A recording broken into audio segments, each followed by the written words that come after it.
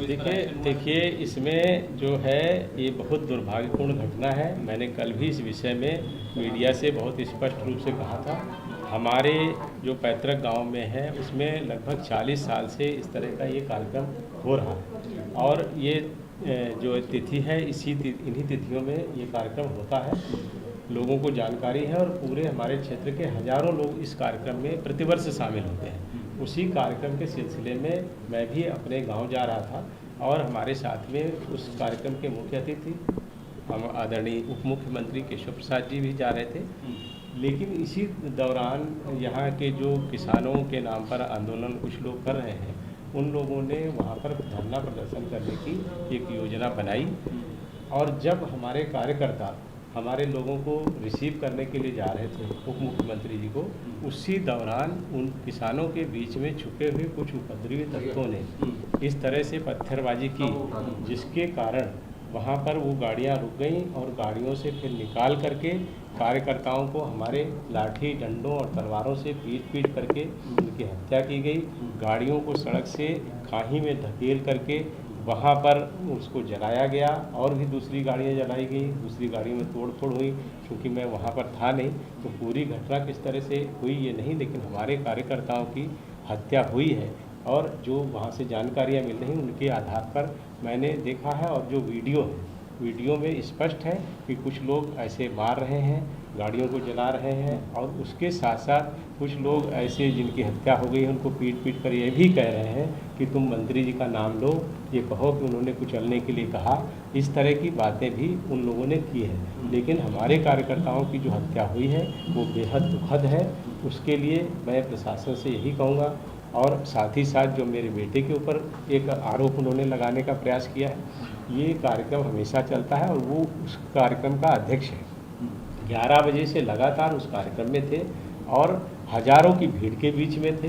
Police प्रशासन, SDM, CO ऐसे सारे लोग वहाँ पर मौजूद थे, उन सब के बीच में थे। तो इस तरह के आरोप लगाना बिल्कुल झूठा और मिथ्या है कि वो उसमें शामिल थे। अगर वो होते, जिस तरह की घटना इन लोगों ने की है, जिस तरह से इन्होंने हत्याएं मानवता रहित होकर के की है, तो मेरे बेटे की भी जान चली जाती। और मुझे लगता है कि इनकी साजिश यही थी।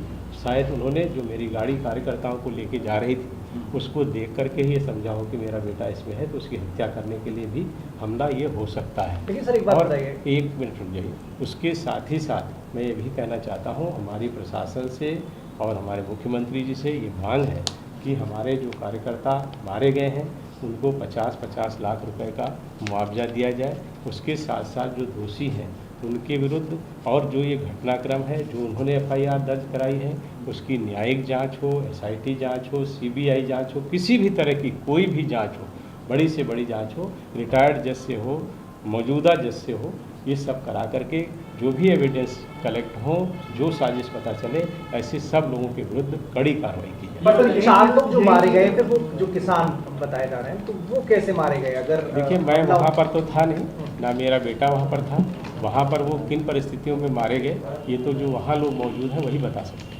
राकेश टिकैत का कहना है कि केंद्रीय मंत्री और उनके बेटे के खिलाफ एफआईआर की बात प्रशासन ने उन्हें बताई है, लेकिन जब तक कॉपी नहीं आती, जब तक उन्हें एफआईआर की कॉपी नहीं दी जाती, तब तक वो ये देखिए ये उनका विषय है। राकेश टिकैत लगातार इस देश में अस्थिरता फैलाने का काम कर रहे हैं और ये उनका प्रयास लगभग 1 साल से जारी है और इसी हर घटना पर वो राजनीति करते हैं, जबकि सबसे पहले एफआईआर उन्हीं पर दर्ज होना चाहिए जिस तरह की घटनाएं उन्होंने की हैं।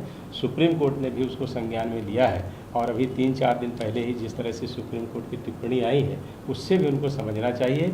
और जिस तरह से लोग देखे गए हैं, समाजवादी पार्टी के जिला अध्यक्ष जो रुद्रपुर से आकर के इस कार्यकर्ता सम्मेलन को भड़का रहे थे, जो लोग मारे गए ऐसी मुझे सूचना मिली है, मैं सुनी हुई बात ही बता रहा हूँ कि नानपारा बहराइच के रहने वाले थे।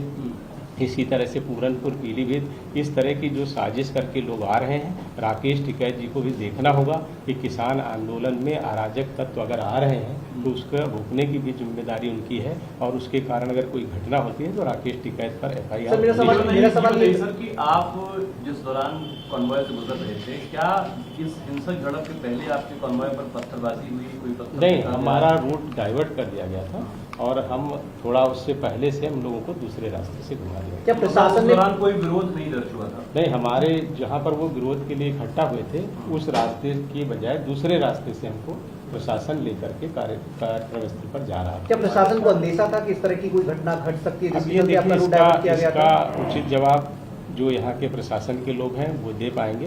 मैं तो परसों रात में ही दिल्ली से आया हूँ, तो यहाँ की जो सारी जानकारी है वो यहाँ के प्रशासन से आप पूछें। ये जानकारी मिली कि प्रशासन ने इस कार्यक्रम को निरस्त करने की सलाह दी थी।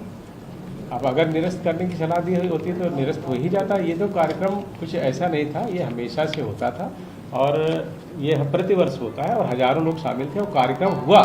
ऐसा नहीं कि कार्यक्रम में वहाँ कोई पहुँचा भी नहीं।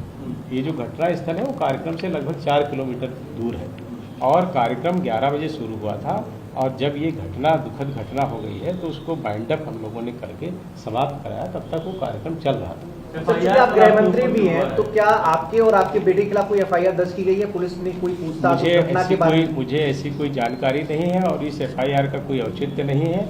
अगर एफआईआर दर्ज की जाती है तो गलत तथ्यों पर होगी और मुझे मेरा पूरा विश्वास अपने इन्वेस्टिगेशन पर है, अपने शासन पर है, प्रशासन पर है।